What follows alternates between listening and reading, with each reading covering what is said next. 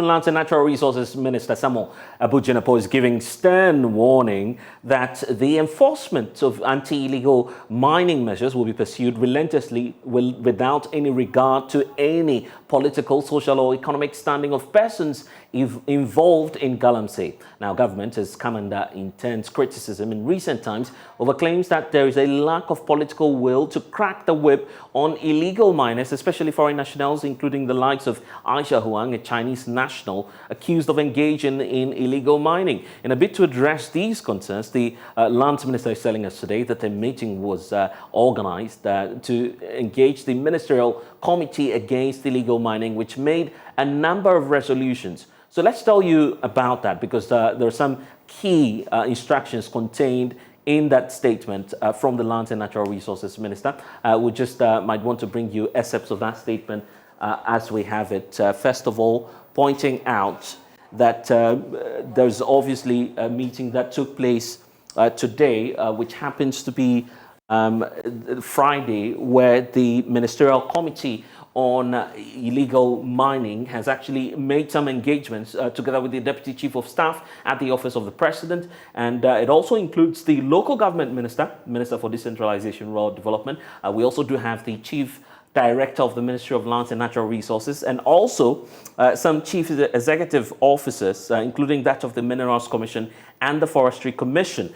Beyond that, we do know that the meeting actually reviewed various steps and strategies being pursued and implemented to clamp down on illegal mining. Part of the key recommendations after the extensive review of operations so far is as follows. First of all, we do know that river bodies, forest reserves will continue to be marked as red zones. Now, according to the minister, we do know that no mining operation is permitted in and around or any river body in the country. And we do know that when it comes to prospecting, exploration activities, they continue to be banned in forest reserves. Now, point 2 is talking about Operation Halt, which the minister is giving a clear indication will obviously be ramped up in order to support the various measures being rolled out to implement the anti-illegal mining measures.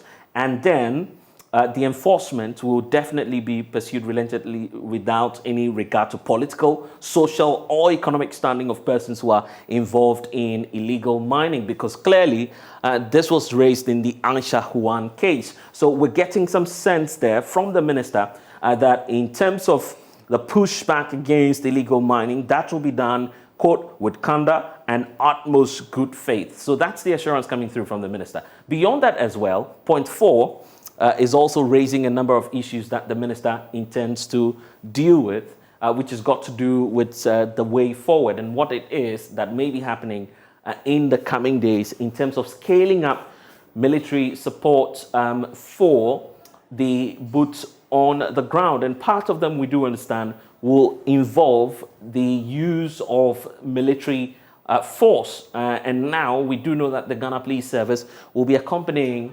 the Ghana Police Service and some other security agencies to deal with all of these issues. So it's contained definitely in that wide range of measures that will be used in the fight against illegal mining. Well, yesterday we do know that a former member of the Interministerial Committee Against Illegal Mining, Charles BC, who stated on the Pulse that government has not lost that fight against illegal mining. And here are excerpts of that interaction for you.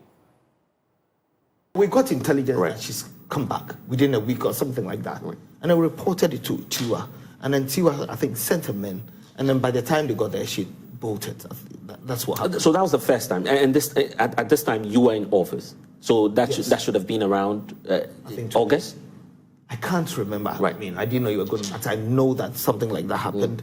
And then we sent people there, and then she left some personal belongings. Tiwa was aware of that. So. You mean the current Yoko boss? Yes. She was then the CID. What did she leave behind at the time? And what more details did you pick up on her as to what her operations may have been around the neighboring Republic of Togo? No, I do not know. I mean, we got intelligence that she's back in the Ashanti region, in the country. And so we reported it to this because you need to be working with the agencies. And that's what I'm saying, that was the very essence of the Interministerial Committee. Because you see now, the Galamsey thing, I do not know if all the agencies are working together. The problem then was that You go to Minerals Commission for, you go to forestry. Right. You're given an entry permit to go into the forest reserve. It is your decision. I mean, it's a decision, but it's up to you. Then you're told to go to Minerals Commission to go for permit, a license to mine. Right. That person can decide not to go. You see, that is the very reason why we brought the Galam stock together. So at a glance, you can see who is delaying the process or not. The government paid money, almost 10 million Ghana cedis for that. Where is it? Drone pilots were trained. There was a flight hub, computers and all that.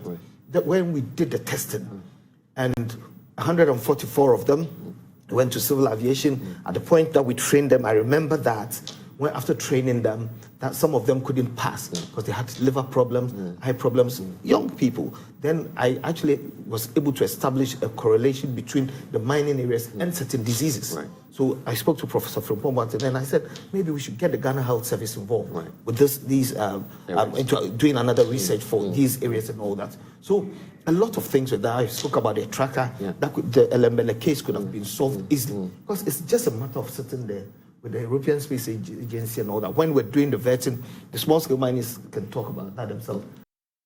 Charles, we see you there. But then the measures are obviously in place now, which we were earlier trying to talk to you about. But let's bring in now Darrell Bosu, who is the Deputy National Coordinator at the Rocha, Ghana, obviously monitoring some of the measures being put out now by the Sector Minister, Land and Natural Resources Minister, Samuel Abu-Jinapor, giving us a clear raft of measures, about 8 of them or beyond, in terms of what it is that government intends to do. And that includes banning prospecting for, of course, mining, to start off with. Darrell, what do you make of these measures that are being announced now?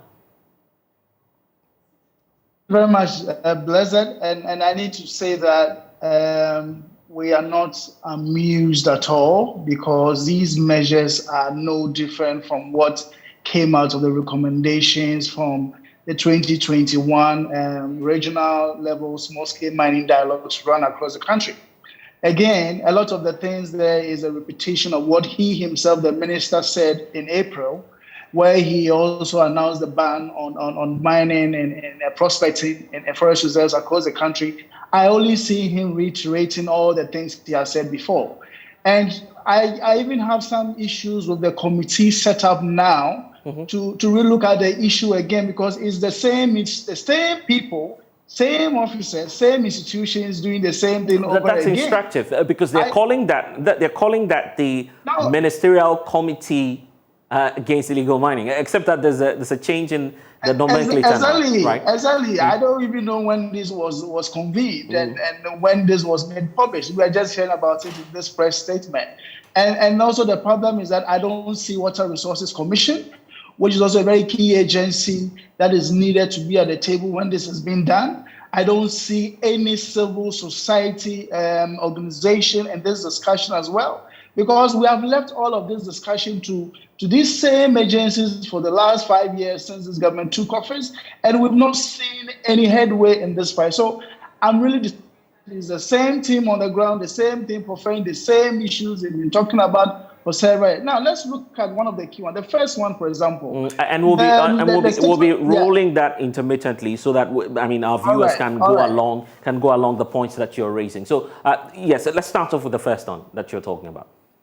Yes, the first one, for example, is talking about rivers and forests to be areas, red zones, and they are banned from mining and all of that. But if you really look at it, very recently, the minister was announcing on another platform that Ghana is currently embarking on 500 exploration activities across the country for several minerals like gold and lithium and all of that. The question everybody should be asking, where are these explorations happening? They are all in forest reserves. Most of them are in forest reserves. When he gave the directive commission to publish the forest reserves that are currently or are the various applications for not less than Salisbury in no.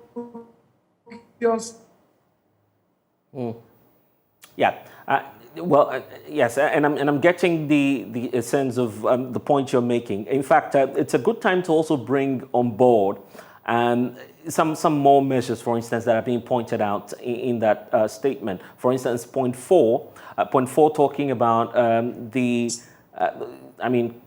decision on some confiscated items such as the excavators and others, which government intends to do. We'll be rolling that shortly and giving because you a there needs sense. to be some strong participation of local governments of people. Yeah, Daryl. So let's talk about the excavators, because it's been subject to a lot of controversies in recent times. I'm not sure of the exact wording. I'll be getting that for you. But then I want you to touch on the excavators and the plan being put in place now by the minister. The fact that now they'll be working with the Ghana Police Service, and so that all the items that are seized will then be given to the Ghana Police Service in line with the requirements of the law. I think, yes, to a certain extent, government amended the Minerals and Mining Act. And one of the key provisions in that revision amendment was the fact that anybody who facilitates, provides excavators and all of that. So we should have had a system to be able to track and follow anybody who owns excavators and is being used in the field for mining. That is missing. And again, we do not currently see any structure in place for government to follow up on mining sites or areas that there have been some arrest miners. Also, who really owns these things? And that's how come we have situations where excavators are confiscated, they get missing and all of that. But the law is also very clear that when these issues are convicted, the state should confiscate those assets to the state. So I think that if we are not doing that, then it's a failing on our own selves to ensure compliance with the law. And you cannot blame anybody but the state itself for failing to do those, to enforce those provisions in the law. Obviously, the minister indicating that he would not give a chance or spare anyone, be it a political figure or whatever their stature or standing may be in society. Can we take that from the minister, knowing what has happened in the past? Exactly. That's why we said that we are not amused at all, and we only need to see how this pans out before we really can say that this time around they mean business. We've talked about this over and over again, Blessed, and you yourself know how many times this issue keeps coming up, the same narratives, the same strategies and all of that, and we always come back to this again. It's getting frustrating, but we can't also let our eyes off the ball, and so we need to just keep watch and see how this pans out, I'll say. So let's look at the way forward, and that's where I want to bring the next page of that statement, which talks about some more issues. There's the issue about what will be done to equipments, for instance. Now we're told that the police service will work closely with Operation Halt, and mind you, Operation Halt is solely being spearheaded by the military or the armed forces. But now we're bringing together the Ghana Police Service, and then the Ministry of Lands and Natural Resources is now intensifying education at point 7, which we see on the screens right now, which will then paint the image to people to see what the dire consequences are for those of us who are not aware of illegal mining and its far-reaching effects on lives and livelihood, and then the issue of our environment as well and its existence. But then the committee, finally at point 8, as we do know, will continue to review from time to time to see if indeed all of these measures would work. So it gives us room for more improvement, isn't it? The fact that, yes, government may be looking at feedback in the coming days, and then we'll begin to work on some of the conditions. Blessed, I think we shouldn't be so excited by this statement, I need to say, because the police have right from day one been involved in this process. When Vanguard was working, it was a multi-faceted group of police and military. And even right after that, we've had calls by the district police commands, the decentralized systems to already ensure that they take up the fight and call for support from the military and police as need be. So to say that now the police is involved is, for me, nothing new. Again, the provision point 4, which is talking about what should be done to equipment, is already stipulated in the law. If they are not doing that, then there's something wrong. So we just keep getting these repeats of statements and actions over and over again. And that's something. Okay. Daryl, thank you for your time. But even as we move forward, we know that the issues of Aisha Juan is not over yet. Government is giving commitment that they would see through the prosecution. What's your expectation at Rocha, Ghana on the way forward? There are calls that, well, let's simply go the route of deportation and end the case here. For you at Rocha, what's your intervention into all of this? It appears that we're having challenges reaching Daryl Bosowo, but of course, point well made. He's the Deputy National Coordinator at Rocha, Ghana.